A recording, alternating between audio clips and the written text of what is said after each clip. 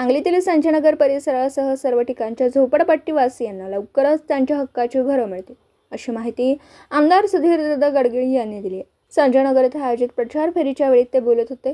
भारतीय जनता पक्षाच्या अनुसूचित जाती मोर्चाचे जिल्हा उपाध्यक्ष सुजित काटे यांनी संजयनगर येथे प्रचार फेरीचं आयोजन केलं होतं. सुधीरदादा यांचं प्रचंड उत्साहात फटाक्यांच्या आतिषबाजीत वाजंत्रीच्या तालात पुष्पवृष्टी करीत स्वागत करण्यात आलं. सुधीरदादा गाडगीळ, माजी नगरसेवक शीतल पाटील, सुजित काटे तसेच उपस्थित नागरिकांनी नारळ फोडून प्रचार फेरीला सुरुवात केली.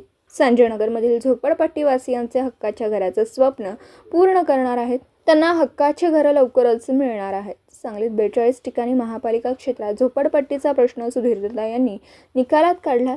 जागांचे मोजमाप व लेआउटचं काम झालं. काही झोपडपट्टीवासियांची नावंही 7/12ला लागली आहेत.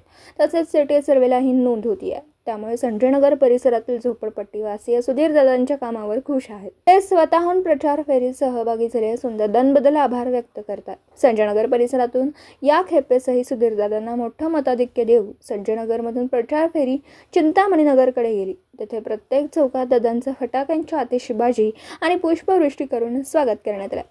काँक्रीटच्या रस्त्यावरून प्रचार फेरी निघाली होती.